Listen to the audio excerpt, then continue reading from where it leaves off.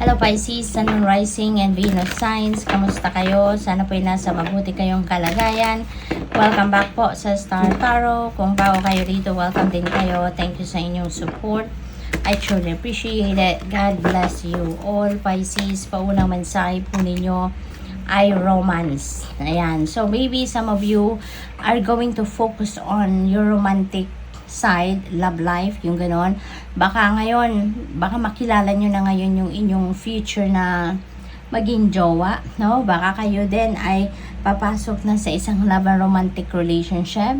Baka ang iba din sa inyo ngayon nasa relationship na at maaaring yung focus ninyo ngayon is to level up, no? Your commitment with your person. Baka may mga ganong usapan na sa ngayon, baka meron na mag-aasawa, no? We have remained positive. Okay? Huwag kayong mawalan ng pag-asa, Pisces, dahil lahat naman ng sitwasyon natin, 'di ba?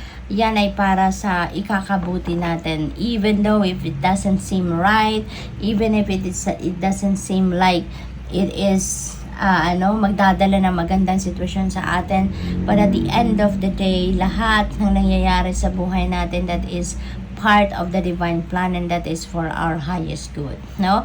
Wala namang kasing shortcut, hindi ba? Everything is a process. Kaya meron tayong minsan pinagdadaan ng mga failures, may mga pinagdadaan ng obstacles, and that is part of it, no? Lahat yan, parte yan ng divine plan para sa atin. So, in this case, no, remain positive, okay? Parang meron kayong ginagawa na sa ngayon and siguro merong mga challenges kayong nararanasan sa ngayon. Kaya baka feeling ninyo gusto nyo nang gumibap, baka gusto na ninyong sumuko, but no. Pisces, remain positive because things are going to fall into its right place, okay? What else? We have reconsider. Ayan, may mga bagay na kailangan kayong i-consider sa ngayon. May mga sitwasyon na siguro kailangan ninyong balikan. Lalo-lalo na kung ito ay mga basihan ng inyong mga desisyon. Balikan ninyo yan. Ano mga naging basihan ng inyong desisyon. Diba? Balikan ninyo because maybe there are some things there that you need to reconsider. There are some things na dapat ninyong tignan muna, pag-aralan, yung mga gano'n, no? We have ask your angels, okay? Ask your angels for siguro kailangan ninyo ng enlightenment, kailangan ninyo ng guidance, siguro kailangan ninyo dito ng sagot sa mga tanong ninyo kasi maaring maraming question mark, sa isip ninyo sa ngayon. Kaya you may need to ask your angels for clarity, okay? What else? We have improving health. This is good news. Napakaganda naman. Kasi maaaring ang iba sa inyo, mayroong mga pinagdadaan ng physical, mga struggles, no? Baka merong mga sakit, merong iniindang sakit sa katawan, at this is a promise sa inyo na your health is going to improve, no? So, maaaring meron na kayong marireceive dito na healing energy, baka kayo ay nagpapagamot, baka kayo ay, nagdadasal sa Panginoon. Ang Panginoon natin is the master healer, diba? Siya yung talagang master healer ng lahat. Kaya, maaring bibiyayaan na kayo ngayon ng healing. Archangel Raphael also may be sending you healing energy. Kaya maaring unti-unti makakaramdam na kayo ng pag-improve ng inyong katawan, no? Ng inyong kalusugan. What else? You have opportunity. Napakaganda. This is definitely financial opportunity. Kasi tignan ninyo, parang yung mga bilog-bilog na yan, those are gold coins, no?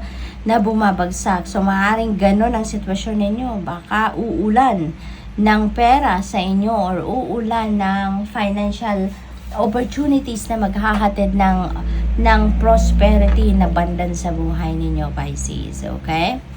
What else? Oh, wow! Abundance. Meron tayong opportunity, finances, financial opportunity, financial blessings. At tignan ninyo, bubuhos din ng pera sa inyo. Diba? Tignan ninyo yung vessel na ito, punong-puno ng gold coins at parang bumubuhos.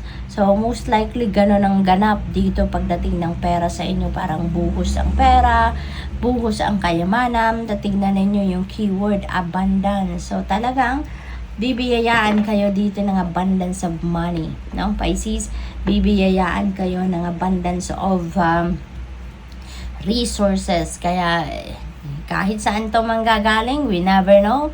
Baka sa trabaho, baka may mga bonuses kayo na matatanggap, no? Baka mayroong magbabayad sa inyo ng utang, pwedeng sabay-sabay magbayad, 'di ba? Maaring panalo ito, windfall.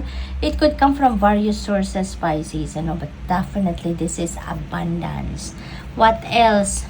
We have look for a sign. Ayan, look for a sign, Pisces, kasi maaaring kayo ay nagdadasal, no, ng sign, ng specific sign, no, sa kung ano man ang gagawin ninyo, no. So maaaring ganon, maaaring naghihingi kayo dito ng confirmation, baka naghihingi kayo dito ng sign para mabigyan kayo ng go signal kung nasa tamang daan nga kayo, or tama nga ba ang desisyon ninyo, or tama nga ba yung path na tatahakin ninyo sa ngayon, no?